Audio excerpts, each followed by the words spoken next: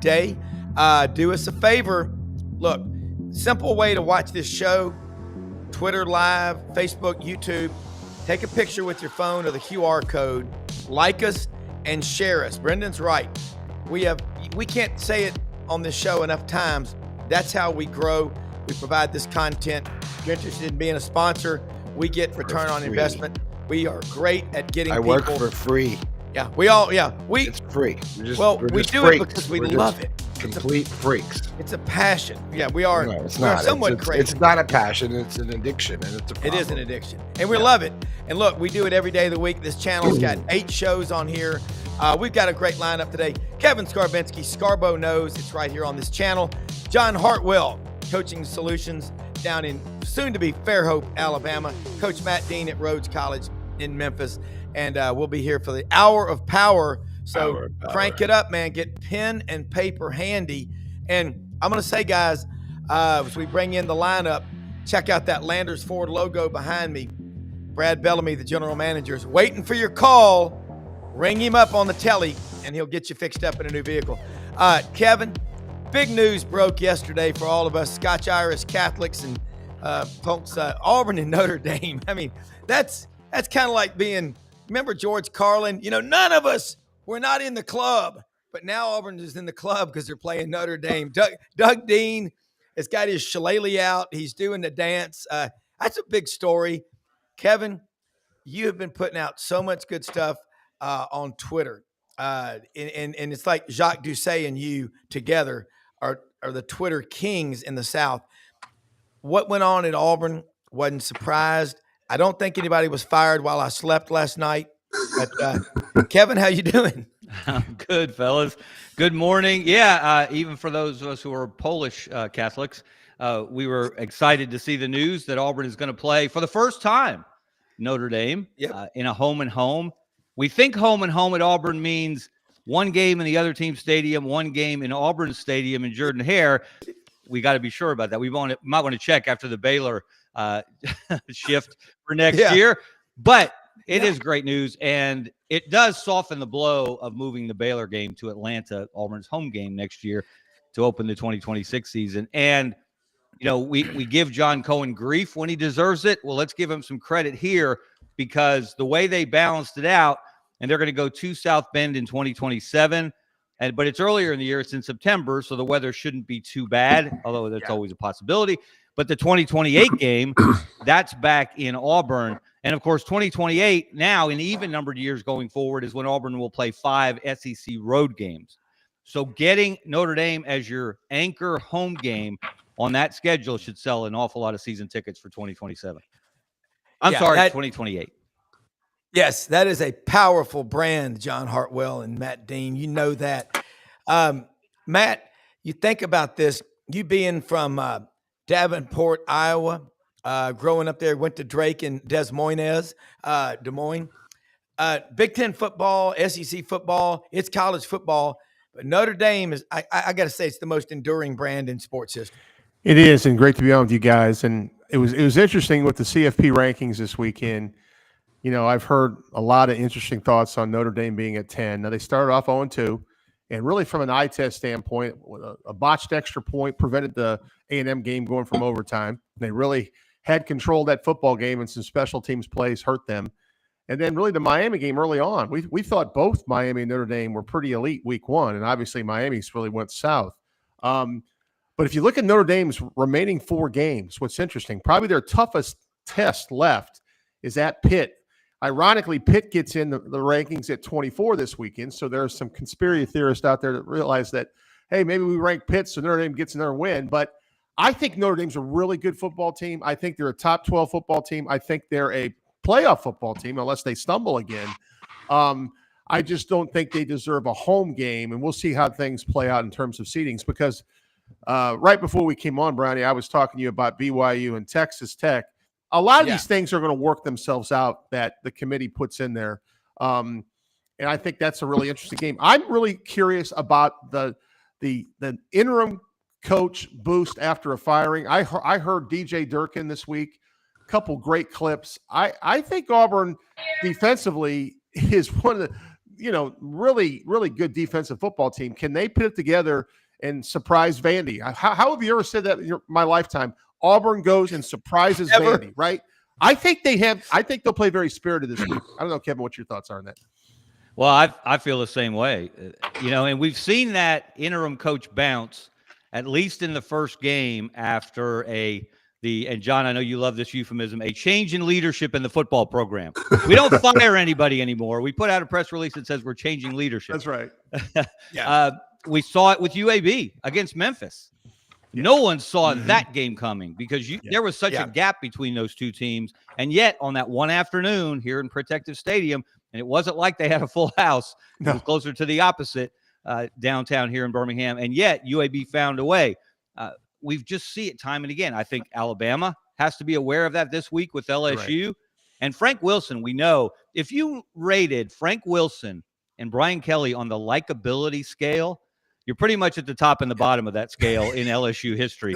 So you expect those players are going to come out and they're going to play hard for Frank Wilson. And I would expect the same thing in Nashville for Auburn under DJ Durkin. So doesn't mean they're going to win the game. It's hard to fix the deep-seated problems they have on offense in 1 week. But I think they will give their best effort. I do too. John, you talk about change of leadership, and it's a lot this year. I can't remember a year with this many firings because every time you fire, it's times 2. It's 24 right now. Yeah, it is. And we talked a little bit yesterday, Rob. But here would be my concern if I'm, obviously I think there's a pretty good consensus, maybe not who's 1, 2, 3, 4, but what the top 4 or 5 jobs are. But beyond that, it's going to be interesting. And I don't think we're done yet.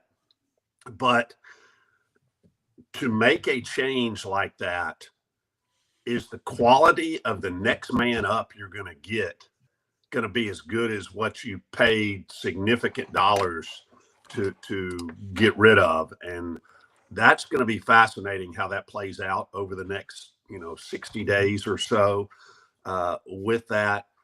And I think you may see a left field candidate. Maybe I shouldn't say that. We were on the heels of election day a couple of days ago, but somebody, an unknown, emerge in 1 or 2 of these jobs because if you look purely on paper, there just aren't that many quality guys. But hey, I want to go back just real quick. Great to see you, Kevin. What you guys were saying about the interim guy, because I absolutely believe that Frank Wilson will have the LSU Tigers ready to go this week. What a lot of people don't realize, Frank, arguably, in the New Orleans area, has as good, if not better, recruiting ties as anybody there is. Was a long time high school head coach and athletic director in New Orleans, was on Orgeron's staff. That's where I got to know him in our years together at Ole Miss. And he is a motivator. He will have those guys ready to play. Hell, I wouldn't be surprised to see Ed Orgeron on the sidelines himself make a guest appearance on the sidelines for this game that could just add to the fanfare of it. And I also agree. I think the same thing with Auburn. I think there's a relief in that program now, and they'll let it fly. And, it's an audition really as well. Yeah. Nobody's talking about Frank for the permanent job at LSU. Nobody's really talking about DJ for the permanent job at Auburn. But if those guys go 3-0 down the stretch or whatever, hey, they all of a sudden become a viable candidate. Yeah, Kevin, John said a couple of weeks ago, it was pretty funny. He said, Auburn, it's such a mess. They're one bearded lady away from a full-blown circus. Well, if you bring Ed Orgeron on the sidelines for a cameo appearance, that is the 5-legged goat and Zip the Pinhead as well. I mean, there's better. No more entertaining circus in the SEC than LSU football. Yeah. And because it goes well beyond the campus. And now you've got a new president. And first he said he was taking the interim tag off athletics director Verge Osbury. And then he kind of backtracked on that yesterday. So we don't know exactly what the heck's going on there. I wouldn't be surprised if a year from now Will Wade shows back up as the basketball coach in Baton Rouge, because he was very well liked there. And what got him unemployed there is now the lay of the land in college basketball and major college sports. So Look, LSU and Ed Orgeron wants a job. He's trying to get back in the game. And he'll do it as an assistant coach, a head coach, a strength coach. It seems like he would take just about any job. And can you imagine if Frank brought him in to give a pregame speech to fire those guys up before they run out into Bryant-Denny Stadium? You could see it, and he would be good at it. And those guys would come out with their hair on fire. Oh, I mean, you couldn't get any better than that. And then now let's look at Florida. I know I'm in Memphis. Matt and I are. The Kiffin watch is on, but I don't. Nobody knows. I mean, it's hard. What Lane Kiffin does is he gets his contract done, and he doesn't say anything, so that kind of lends to the mystery. But if Lane Kiffin doesn't go to Florida, who is your top choice? Anybody? Throw a name or two out there that would be, because it's all about, we say the right fit. Is anybody the right? You're the right fit if you win. That's the right fit. So I heard this yesterday. I watched a little bit of Josh Pate, if you guys are familiar with his podcast. Yeah. And he wasn't saying who's going where, but he dropped a Pate bomb, and he said, hey, don't be surprised if Lincoln Riley isn't in the mix for certain jobs. And I don't know where that came from, and I'm not saying anyone wants Lincoln Riley in the SEC right now, but, before he took USC over, he was pretty much a quarterback savant and a great play caller. And I think those things haven't changed. I just think the USC landscape, as the UCLA landscape right now, are very difficult jobs. So I heard that yesterday, guys, and I have nothing to back that up, except I heard it on the podcast waves, and I thought it was interesting because he believes, as I kind of follow this narrative, there's going to be a couple wild cards that are going to move this cycle that we're not even thinking about right now. Yeah. What about a fit for Lincoln Riley at Florida with that offense? I think that's interesting, but you got to have defense too. Well, Florida, look, a lot of Florida people want Steve Spurrier, Pardue, and Lincoln Riley would fit the mold in terms of his area of expertise, what he's actually done as a head coach / play caller / pseudo offensive coordinator. He hasn't been as effective at USC as a head coach overall, but the man has chops on that side of the ball. And remember the narrative that he left Oklahoma to go to USC because he wanted no part of the SEC. Yeah. I don't know that was true then. I don't know how you could turn down what USC offered him and paid him. Yeah. The house where in the Pacific Palisades or some gorgeous location like that, overlooking the Pacific Ocean. It was one of those jobs too good to turn down. But I wonder if he's now seeing the reality that USC doesn't fit in the Big Ten. And it is at a disadvantage playing Michigan and Ohio State and Penn State and making those cross-country trips. So I wonder if he's a little more open now to coaching in the SEC. Yeah. And John Hartwell, I'm going to throw this one too. One of our topics today, can the SEC get as many as 5 teams? Right now, 6 of the top 12 in the first rankings, for what that's worth, are there. But can this league do 5 this year? It's going to be interesting. Can they do 5? Yeah, absolutely. Will they do 5? And, all of these things is interesting, whether it's the coaching changes, the AD changes. There are politics weaved in and out of all of this.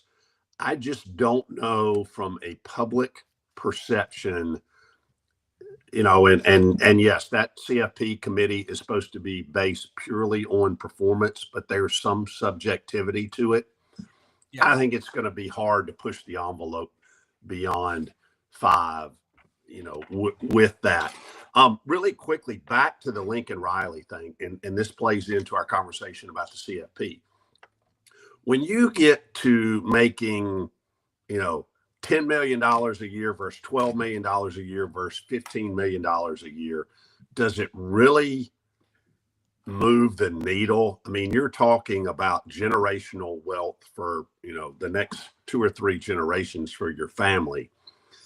These guys, the fierce competitiveness in all of these guys, don't believe for a second that one of the primary factors as to, hey, am I going to take a serious look at this job, is the path to a national championship. The differentiator to being the next Saban versus somebody who was just a really good college coach is, can you win that first, second, third national championship, which, oh, by the way, has gotten even harder in the era of NIL and transfer portal because you have a more even spread of the talent out there. So I do think that's a factor. I do think Lincoln Riley, despite the house, in Pacific Palisades overlooking the Pacific Ocean, is that going to be better? And I just throw this out there as an example. I'm not suggesting he's a candidate for this job. Is that better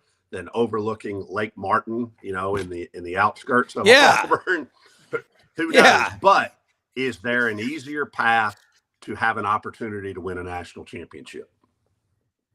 Kevin Scarbinsky, reply to that one. That was good. That's a great take. Yes, because if you're the Auburn coach, you will have a home overlooking Lake Martin. Yes. That's a guaranteed. And then when you are no longer the Auburn coach, at some point you will move back there to live in the area, which is one of the most amazing phenomena in college football is that former Auburn coaches almost all go back to Auburn, no matter how unceremonious their exit from that program. They do love the area, and there's a lot of reasons for that, and there are a lot of reasons to love that area. That's why the people who say Auburn's a bad job, the boosters meddle too much, do we think boosters don't meddle everywhere? Auburn gets hammered for this because it's been more public. It's been more out in the open. It's been more reported on, perhaps, by people like me, but that happens everywhere. So, Auburn, look, we know what Auburn's ceiling is. You can win a national championship at Auburn. You can play for a national championship at Auburn. You can win an SEC championship at Auburn. The problem is it's been a roller coaster. It's been all over the map, and no one's been able to sustain it really since Pat Dye. Tommy Tuberville came close, but nobody competed for championships annually, to use John Cohen's phrase of the expectation at Auburn in Sunday's statement announcing the dismissal of Hugh Freeze. They want to compete for championships annually. Well, nobody's done that since Pat Dye in the late 80s. I don't know. Is there somebody out there that can do that? We'll see. But I don't know. Lincoln Riley doesn't seem like an Auburn kind of guy. Just from what and I don't know him personally. I do know this. Looking at the playoff rankings to bring it back to this week, we know who's first and second all-time appearances among current SEC programs in the college football rankings. Obviously, Alabama's 1 and Georgia's 2. You know who's number 3? Oklahoma. Oklahoma's only a couple of weeks behind Georgia in total appearances in the college football rankings since the playoffs started in 2014. So we know what Lincoln Riley, and a lot of that was under Lincoln Riley, of course, some under Bob Stoops at the end of his tenure. So we know what Lincoln Riley is capable of. I just don't see, and I don't like, the word fit has become overused, but I just don't see him fitting at Auburn. No, it isn't. Kevin, I know I told you I'd keep you till about half past the hour, so we're running a few minutes behind, but we got some time to do this. Your podcast, you get into a lot of really good topics. Plug your podcast. It's on this channel because you do at least 2 a week, and they are true grit journalism on display, and it's great stuff. Well, we have fun with it, and Brendan makes it all work. So we got to shout him out because it couldn't happen without him. And we'll have one later this morning about 11 o'clock, 11:15 Central Time. And this time we're going to focus more on Alabama and LSU. We'll talk a little bit about some different topics about Auburn, et cetera. And really the main topic will be, look at all the chaos going on in the SEC. 4 open jobs, 2 among Alabama's rivals at Auburn and LSU. And nobody's talking about Alabama. Alabama's what Kalen DeBoer has done to calm the waters, especially after the Florida State game to start this season. They're just going about their business, just winning football games and getting in the playoff discussion with very little fanfare, very little notoriety. Everybody's talking about Ohio State and Indiana at the top of the rankings and Texas A&M, and then Alabama's right there behind. They are just what they have done following a legend, which we know is one of the most difficult things in any college program in any sport. And it was chaos for 10 years. And you can read this in my column today on AL.com. It was chaos for 10 years at Alabama after Bear Bryant retired and then sadly passed away. Absolute chaos. Hasn't been the case. So kudos so far to Kalen DeBoer and also to Greg Browne, who immediately identified him and hired him in short order. Yeah. Well, and the overreaction in that, even I thought it was an overreaction losing to Florida State, because you look at DeBoer's record, he's won on every level that he's been at. And, he's from South Dakota. I think it took him a little bit of time to get used to the passion of these people. By the way, if you want to understand Southern college football, last night on the color TV, since we don't have ESPN or anything like that anymore because of YouTube streaming issues, I watched Braveheart. Southern college football fans are the Scotsmen and the Irish on the other side of the field with the blue face paint. That's us. I mean, we are a little bit passionate, and no means more. Tell me more. Matt, you look at Oregon. Dave Bartu, Oregon grad, on the show on Monday's College Football Matrix, said Oregon's not really elite at anything. They're just good across the board. What's the ceiling for Oregon this year? And talking about that. Guys, a lot of people, and I have a little knowledge, Kevin. My son's on the DPP there in the staff, so he's in all the meetings and stuff. Matt, we lost your mic a little bit. Did you unplug? Can you hear me now? Mm-mm. No. Turn it. Oh, we can, but just turn it up. If you can turn it, let's see if I can boost you a little bit. Is that better? I turned it up. No, I think you unplugged your mic by chance. It's just, I think it's gone. Yeah, it's all right. Go ahead. I think I'll try to boost you a little bit. So one of the things that Oregon realized coming in the year, they lost 11 people to the draft, 10 or 11. It was a program record, and they are starting 2 true freshman corners. They lost 8 starters on defense, so they weren't sure what this was going to be about.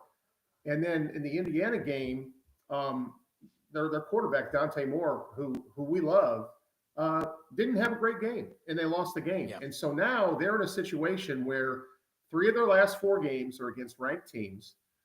They control their own destiny, and honestly, they do really well. They do good stuff on both sides of the ball. They're probably a top 15 defense, top 10 defense, and probably a top 15, top 20 offense, but they're not elite. But I will tell you, one of the things that I think Ryan Day figured out at Ohio State, last year he brought in Chip Kelly, he had Jim Knowles, and this year he brings in Matt Patricia, and that defense is elite at Ohio State. But Dan's got 2 great coordinators, Tosh Lapoy on defense and Will Steins, who I both think will probably be head coaches really soon. So I think they're going to hit their stride. I think they're getting better. They're under the radar a little bit. It would not shock me if they were able to run the table. It wouldn't. But I told my son, you lose to Iowa, essentially you're probably not going to be in the college football playoff. So your playoff starts this week, which happens in November, right? You have to beat opponents. And another thing, when they beat Penn State, they literally are the one that started the Franklin slide. Game day, 110,000 people, tough environment. Penn State had Drew Aller. They were playing at a high level. Oregon finds a way to win, and Penn State falls off the map. So now they're really not getting credit for, at the time, which was a really good win. And I think that's another thing that hurt them in the initial rankings. But at the end of the day, that happens to a lot of people. You can say that about a lot of schedules because early on, we don't know how good people are until the season progresses. But Oregon's got a shot. But right now, they really thought their year they're targeting was 26, not 25. That's kind of what I hear in that building, just so you know. Yeah. Okay. Look, we had John had the plumber's crack. He's back with us. Hey, that's a requirement. You can get all. I mean, the plumbers make a lot of money. I mean, a lot of money.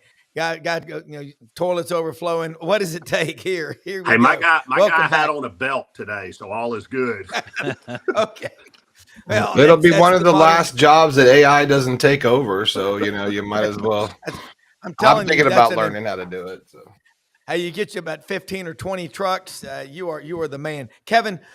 Like I said, we'll let you go here in a minute because I know you got to get ready for your podcast. But I really do. I think it's a true appreciation for journalism. What you do, you're putting out so much content, and you and Brendan, the graphics, everything on there. I love the intro music. All I Kevin. love the countdown. Kevin does his own work, Rob. Just want you to know. 5, 4, 3, 2, 1. Here we go. Kevin does all his own homework. All right. So, Kevin, before you go, and it's at 11 o'clock Central today. That's 12 Eastern. What do you think right now this weekend, I know this is going out on a limb. Texas A&M goes to Missouri. That is a game. Missouri's done with the playoff chances if they don't win. But if they win, they're still in it.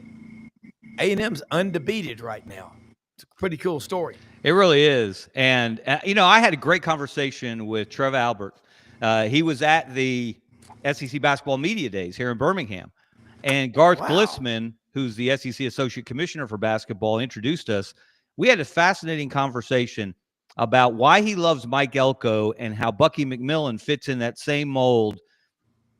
Relatively small ego guys who work their way up from unglamorous positions, who understand hard work, who aren't about themselves first, who aren't about ego and who they coached for and all their connections. He was really taking indirect shots at Buzz Williams, the previous Texas A&M basketball coach, in this conversation. But I thought it was fascinating because I've known Bucky McMillan, as you guys know, since he was a college player at Birmingham Southern. And he is of that – he's a ball coach. And Mike Elko is a ball coach. And that's why I keep hitting that phrase with Auburn. Auburn needs a ball coach, not a poser, not someone who's trying to max his one rep max in the bench press like Brian Harsin, not a televangelist. They need a ball coach, okay? And if they get a ball coach, then we already know what the ceiling is at Auburn, and that's competing for and winning championships.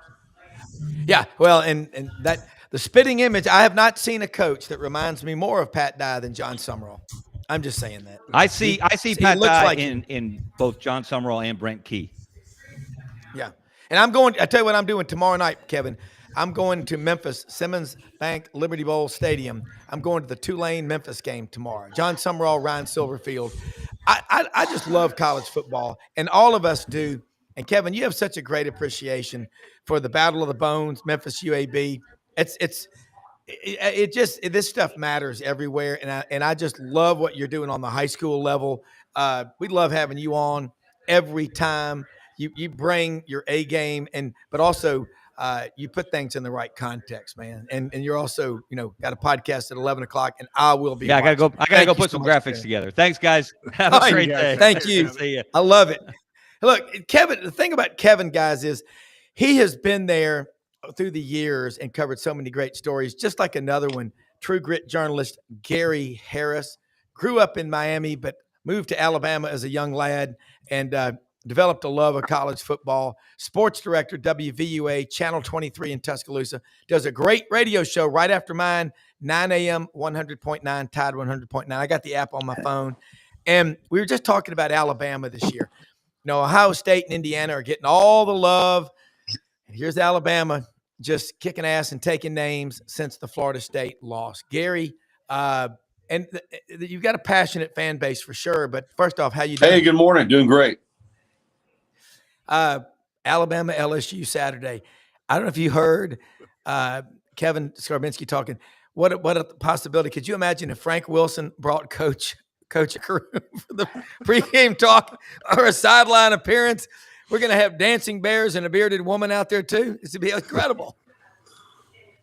Yeah, I never know with LSU and what they might come up with. And I do think there's a little bit of an unknown with Frank Wilson and obviously a new play caller. So, Kane Womack said this week, the film's the film, you study it and prepare for what they've done and what, Frank Wilson did when he was a head coach at other places and, get ready to go the best you can. It's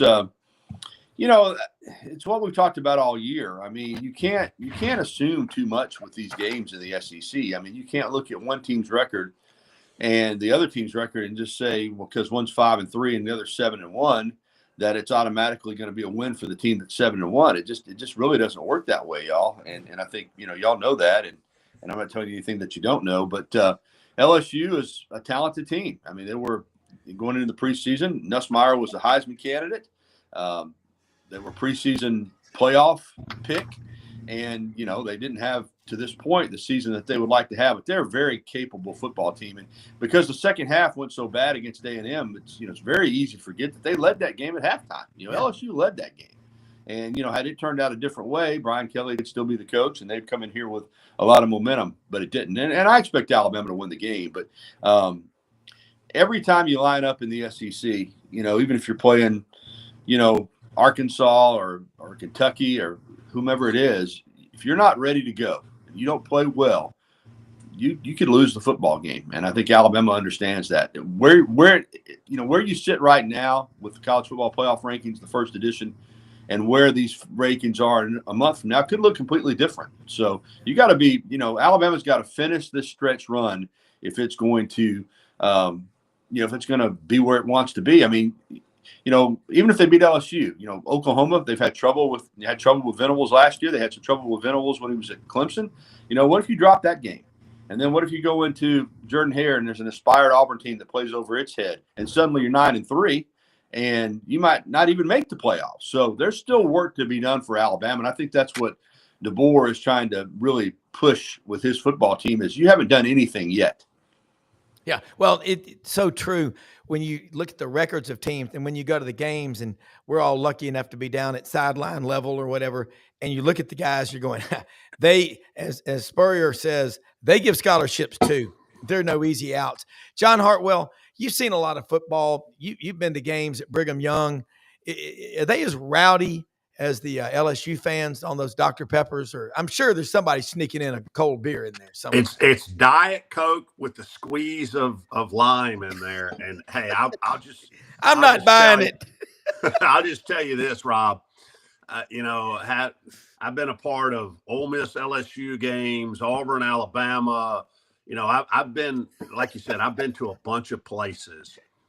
I have never heard some of the things that I've heard said at BYU there in Provo from their student section. Yeah. It's wild. It is. It is a tough place to play, and they're all dressed in white. They stand up the whole time.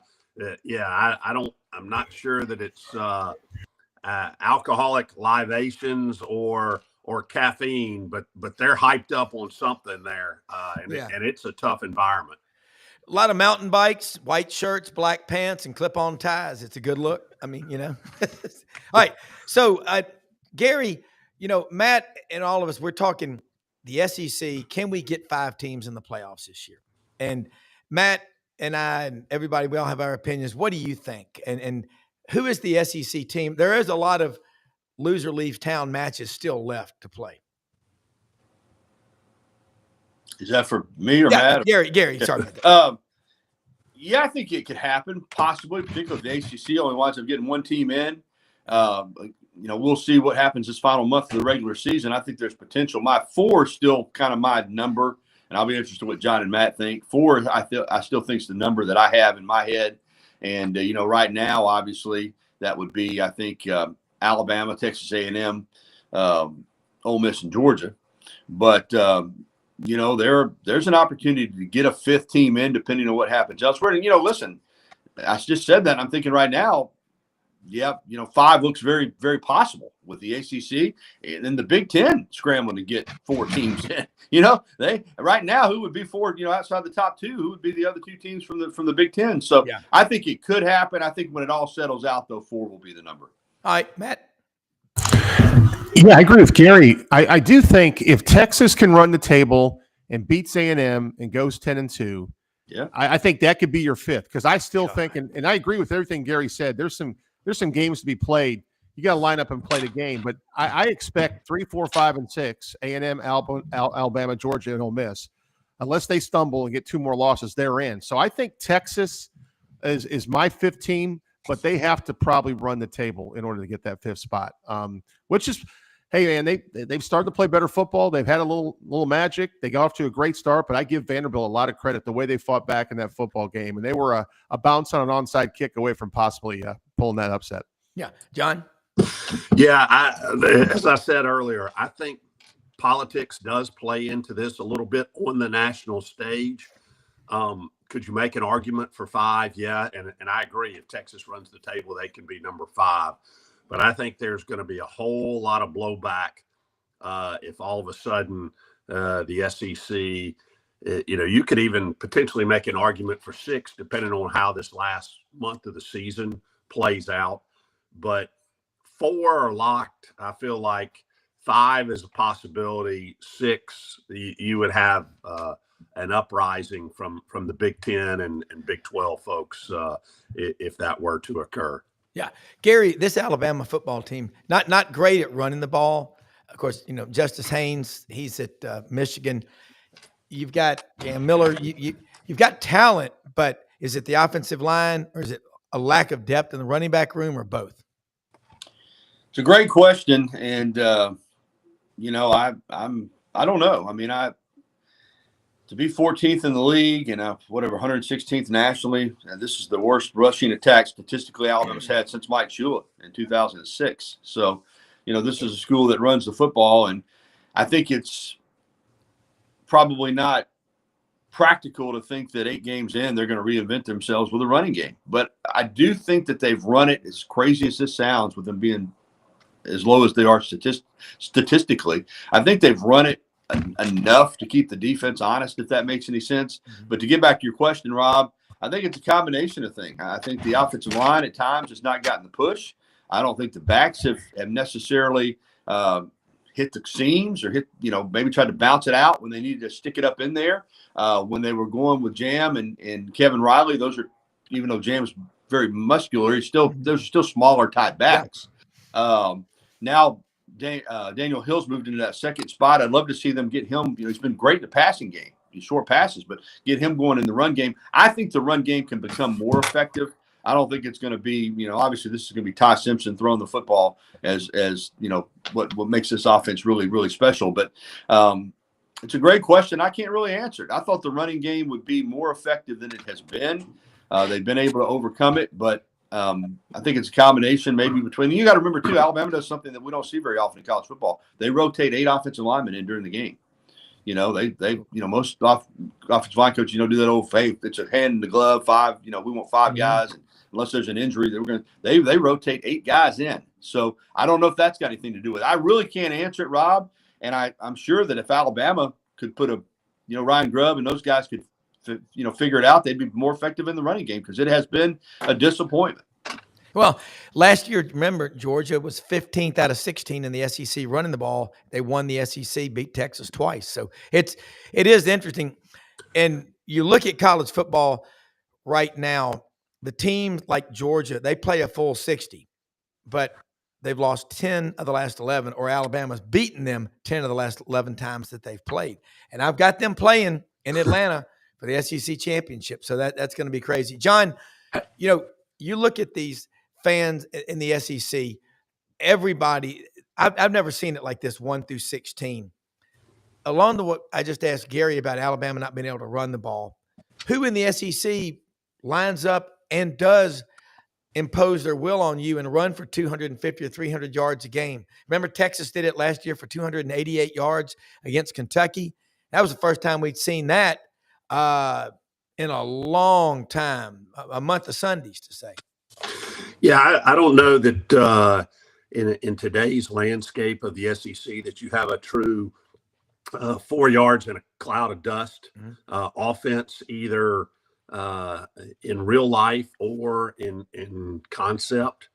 But, I know early Ahmad Hardy in Missouri ran for a lot of yardage, but it was not north and south. It was not all between the tackles. It was, utilizing speed outside some. And so that's something I don't know that you're going to see again because it's hard to recruit to sometimes as well to that style of play. Hey, Rob, I hate to throw a curveball here, but I got to ask Gary this, because everything football, and I know I'm going to get Matt's ears to perk up here. There's a pretty big game involving the Crimson Tide tomorrow night in men's hoops. Coach Nate Oates going to Madison Square Garden and playing number 5 St. John's. You talk about a big-time early matchup. Give us a little bit of your thoughts on that. I know we're deep in football season, but hoops is here upon us. I welcome the basketball. It's actually Saturday morning, John. Okay. Yeah, Saturday morning, 11 a.m. Central, Madison Square Garden against number 5 St. John's, number 15 Alabama. Huge game. Here's one thing, and I'll say it on this program because I said it on mine, and I know they work extremely hard in practice, but Matt being a basketball coach, maybe he can help me out here. The only thing that I can't figure out with Alabama is they never seem to have a completely healthy roster. I mean, I'm thinking back over the years. I mean, they've 4 guys out to start the season. We knew that the kid from Miami, Bethea, was going to be out, but then 3 more guys that didn't dress, including Holloway and Reitzel and Bristow, the transfer power forward. So they were without 4 guys against North Dakota. Now, I hope 2 or 3 of those guys are back. But to get to the matchup, and then I'll let Matt talk about why Alabama can't seem to be healthy. Right now, I favor St. John's. John, I mean, at home in the Garden, and we know this about Rick Pitino. He will have a system to guard Alabama. He will figure out something. And Alabama played a lot of freshmen the other night, particularly so many guys sitting out. They're really talented. They can really get up and down the floor. I think Phylon could be a top 5 player in the country. I really do. He went for 22 points, 8 assists, and 3 rebounds the other night and looked effortless doing it. Bowl, the transfer power forward from Florida State, is not rebounding. I think that's an issue. I think that's one reason they'd like to get Bristow back. Alabama's a talented team, can shoot it again, and can guard better than they're going to be given credit for because they're so athletic. But right now, and I don't know much about St. John's other than the number 5. They're coached by Rick Pitino, and they're playing in Madison Square Garden. So I'm taking St. John's on Saturday morning, even though I'm pulling for Alabama. Dino, he's gonna have players, and I know Matt wants to weigh in here too. The other thing I would ask, hey, look across the state. Should Auburn's overtime victory over Bethune-Cookman College, should that be cause for concern amongst the War Eagle faithful, or was that just shaking off the cobwebs in Stephen Pearl's debut as a head coach? All of the above. I know they're glad they won, aren't they, Rob? Yeah. Can you imagine what week they had in football if they'd lost that game? Reggie Theos coached them up at Bethune-Cookman. I tell you this, for all the complaining about football officiating, they can thank Doug Shows and company for 38 free throws to 9 in that game. I can tell you that. Yeah. As a policy, the coaches have got to stop whining about it. I mean, I know there's problems. Yeah, I'm sick of it. It trickles down to the players. That's like you whining in front of your children. As one of my friends said, it's bad enough when women whine, but when men whine, it's unacceptable. It's awful. Matt, jump in here. I like what Gary just said about Alabama's basketball roster because we've got the best basketball coverage as well. Gary, you really know hoops, and Matt and John, we bring in Coach John Brady. We have fun, so let's get your take, Matt. So Gary, I'm going to give you an analogy with our team right now, and we are trying to play faster. Metrically, we're going to probably have a ton more possessions this year than we did last year. And I know Nate Oates' style is pretty open, and they get in and go. And my 2 cents worth is, I'll give you an example this year. We've tried to do that, and we've had a really good preseason camp, but we've had about 3 kids out the last week ourselves.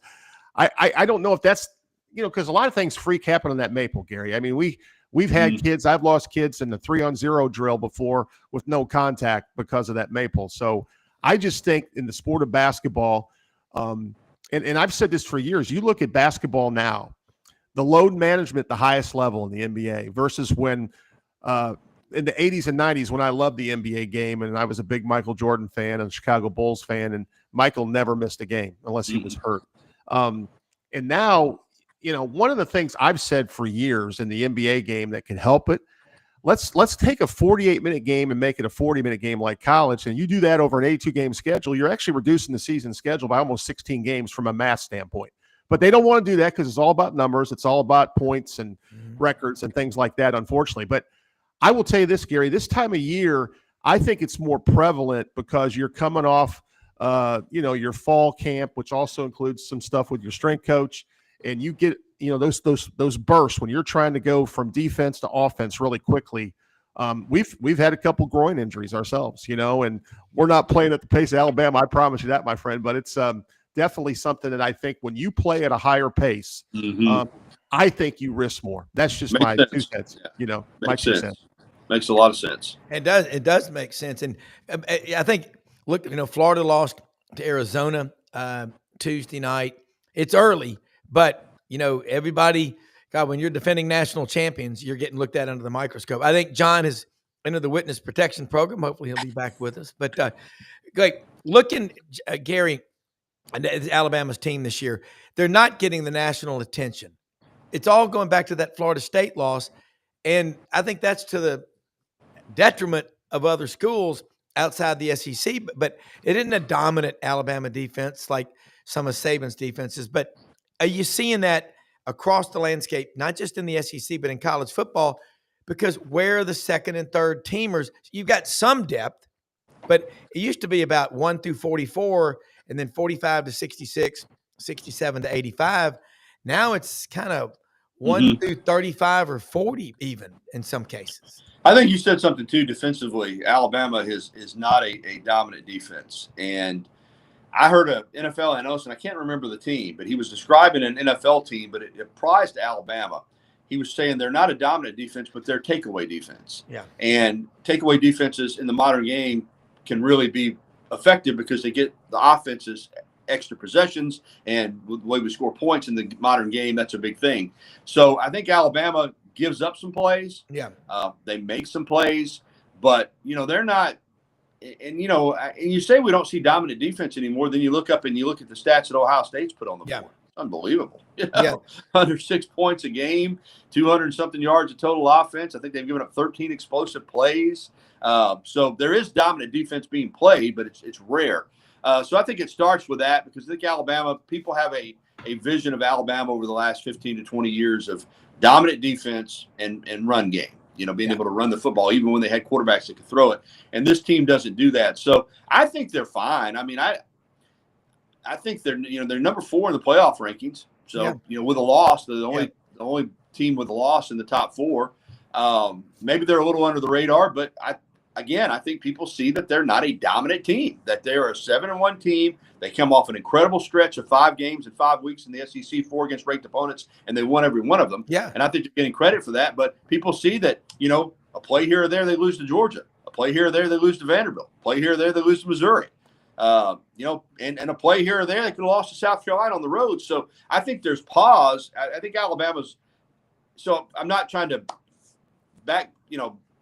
go back at you, Rob, but I think they're getting plenty of credit based on the team that I see every week. For that team to be 7-1 and number 4 in the playoff rankings, I think is excellent considering they just haven't gone out and dominated people. Yeah. And in the past we saw Alabama, even in the conference, beat the stew out of people, and that's not happening this year. So we'll see what they do down the stretch. I mean, under Saban, his teams were so dominant, it was like watching a boa constrictor eat, just painful to watch, or a Gaboon viper. But Gary, Alabama, this team has a lot of talent. That's the second or third best roster in the country. So they don't lack that.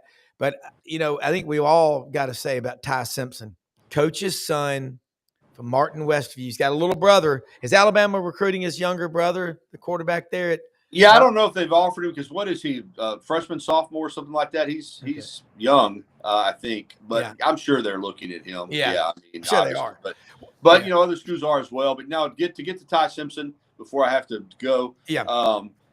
I thought he would be fine at quarterback. I mean, I knew he had matured. I knew he had taken over a leadership role. I do remember what he did coming in the South Florida game a couple of years ago. But I never dreamed that he would play to the level that he has. And I think if anybody tells you that they thought that, I'm not sure they're being honest with you. I mean, there was, never started a game. Yeah. And here he is now 8 weeks in, I would say, on most lists, either the front runner or the second pick for the Heisman, and has been phenomenal. Because if you look at this team, particularly as we talked about with the inability to consistently run the ball, had you had average to below average quarterback play, this is what, a 4-4 team, 5-3, 3-5. I mean, let's just be honest. He's elevated this team to the point where they're at. So he's been phenomenal.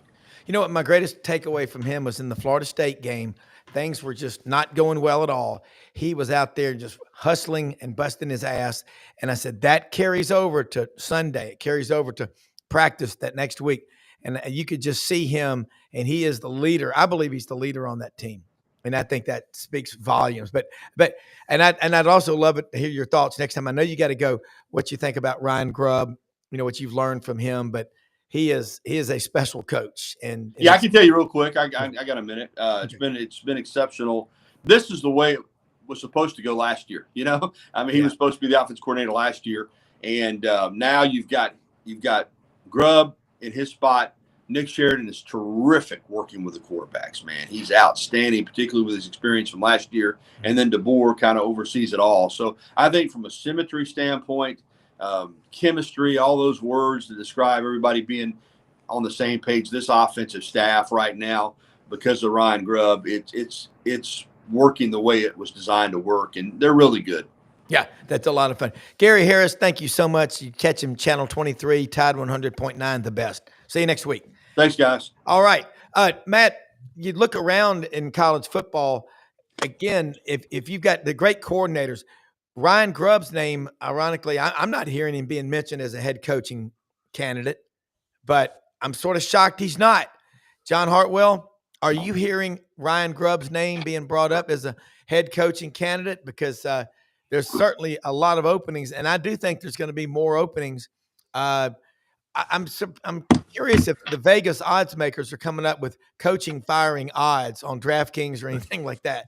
But yeah, you know, I'm sure with their success on that side of the ball, he's got to be getting some looks.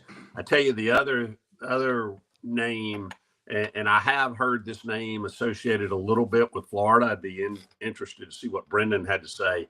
Is Glenn Schumann, the DC at Georgia, who has had a ton of success. Obviously, he worked alongside Dan Lanning for a while. You know, Dan is obviously, as Matt well knows, transitioned well from being a coordinator to a head coach. So, again, going back to what I said on the top of the show, I think they're not enough can't miss. And I use that term a little bit loosely because there's never a 100% sure deal. But there are not enough head coaches who are deemed rising stars to fill all these openings there are. And keep in mind that with the marquee openings there are right now, when those get filled, whoever takes those jobs, there are other head coaching jobs. So like you said, there's going to be a coaching carousel, maybe like none other that we've seen, at least in recent history, here over the next 60 days. Yeah. And Matt, you think about this, the number of coaches that were coordinators that become head coaches. Dan Lanning, Exhibit A. And then Glenn Schumann, Dave Bartu talked about it. He hadn't had a top 25 defense at Georgia. That's Kirby Smart in the last 15 years. Dave has him ranked as the best defensive coordinator in the country. So I don't know what you take away from that. So I'm going to defer to John on this question in a little bit I'm posing, but when I make a hire for football, or when I did make a hire for football, I love defensive head coaches, and my theory is this.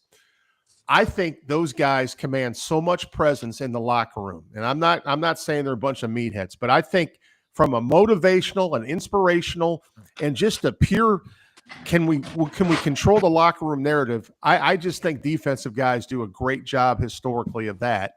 And a lot of times you get these young play callers that become really good offensive coordinators, and we always say like they're going to be the next great head coach, but then they get awkward. Like I'll give you an example in Miami, Florida. I mean, watching McDaniels sometimes at press conference, if I'm a Dolphins fan, I'm like, what the heck is going on, man? Yeah. I think there's something I love defensive guys. And, I'm biased because my son works for one, but I think defensive guys have a chance to get things done in the locker room. And I think that's where a lot of times it starts. Yeah. It starts in that locker room. Yeah. And well, just to speak, John, it was the Tom Fornelli story. Are you talking about? Yeah. I love the betting odds on this stuff. It's my favorite. Lane Kiffin now is a negative 150. Okay, whatever. You know what? I don't know. I think Glenn Schumann is a higher right now. I think he's cheap. His buyout's $2 million. Give him a $6 million deal. He got about $4 million left over for an OC. I mean, I don't know. I don't know. I think you want to beat Georgia. Maybe he's got the cheat codes. I don't know. I don't know. I think right now we are just throwing darts. Yeah, and it's going to be that way. Because I think in the end it's going to be Kiffin to Miami Dolphins at the head coach position, because I think they'll probably hire. I heard they're taking a run at him. We won't. Whatever comes out, just like this college football season, it won't be probably what anyone thought it would be. Yeah. I just wonder if Jimmy Sexton has his ringer turned off on his phone. Could you imagine how many texts that he gets and phone calls? I wonder how many different phone numbers. His assistant gets a ton, though. He walks around. I've seen him at work, man. And when I worked there for 9 years, he was on the floor below me. It's like this. It's unreal. But guys, we're about run out of time. But this is, you talk about the defensive coaches in the locker room, and then the intellectual prowess of Ed Orgeron as well. The things that he says a lot of things that make sense. He may talk funny to some people. My point exactly. Yeah, I love the guy. I think anyone that knows Ed Orgeron will tell you one thing about him. He is a loyal friend, and the people that know him love him. John, would you agree? Yeah, absolutely. I mean, like I said, that will be one of the chapters in my book one day. I delivered his severance check to him when he got let go at Ole Miss. So and still talk to him periodically. Yeah, good. I'd love to get him on this show. I mean, oh my God, he's wound up. I mean, that's good, but I mean, we need it for college football, guys. Thank y'all both so much, John Hartwell, coaching search solutions, college sports solutions, and Matt Dean, the Rhodes Links. We'll see y'all next week. Good night, John Boy. Thank y'all. Good night, everyone. Hey, let me say something, man. Over my left shoulder, you see it there, Landers Ford. And man, the anxiety, it ain't the doing in life that's so bad. Henry B. always told me it's the dreading. Just call Brad Bellamy, the general manager at Landers Ford. They've got all of the Broncos. They are so good looking. Ladies love the Robin Egg Blue with the red retro on the front. Buy 4 select tires, get a $100 rebate. They've got the Ford Power Promise. Hey, folks, Black Friday savings, man. It's going to be here 3 weeks from tomorrow. It's coming close, and $500 off for SEC Sidelines audience members. Don't stress out. Worry is a wasted effort. Just go out there and talk to Brad Bellamy. Their service department will pick you up and bring you back and forth to your home or your office, round-trip transportation. And remember, they are at Poplar and Houston Levee, where Germantown and Collierville meet. If you didn't buy your last vehicle from Landers, you paid too much. Just be honest. You did. Okay. Right down the street from our great friends at Hewlett & Dunn Boot and Clothing Company. Brendan's got the Feral Boar, the Wild Hog Sow boots. They're so good looking. He's 6'4" in those boots. He's 6'7". Hewlett & Dunn on Instagram. That's right, 6'9", Fletch. Boot of the week. And I was out there Monday. I like to go out there and take them lunch. I tell you what, Charles Hall and his wife Laura have built a culture out there. You feel so happy when you're out there. Barber, Filson, Pendleton, Schaefer, SDS. The Duckhead collections, man, this Wrangler Filson collaboration on this new jacket they've got, they're selling them out fast. Look, they sold out of my boots already. They're out of stock. Yeah, they cannot keep those. I wear them all day long. They are almost every day. Yeah, and your next pair of boots, I'm trying to think what I'm going to get you. I might get you some ostrich or something I have to go to some events this coming up that I have to dress nice for in the next couple of months. Maybe we get Hewlett & Dunn, give me some red carpet outfit. Might get you a blazer. I need a genteel blazer. Maybe I could be outfitted by Hewlett & Dunn for this event. Absolutely. I have like 5 events. I have to be like and it will be HewlettandDunn.com, and they will deliver anywhere. I love their stuff. I do too. I love it. And remember, also get in the best shape of your life. Rumble Boxing Gym, Union and McLean, Midtown Memphis. How you fight is how you live. 45-minute classes with weights and punching bags. You will get in great shape. And Hemp for Pros, the gummies, Lights Out, Energy, Chill. These are great. Use code SIDELINES at checkout. They'll take 25% off. Hey, Brendan, I'm going to talk to them. Dave Bartu's business, by the way, everyone. So if you like Dave Bartu and you think it's all great, give him a call. Yeah, absolutely, man. Great people. Hey, most often we see the face of Christ in the least among us. We'll see y'all today on this channel, and tonight and tomorrow and every day. Thanks for watching.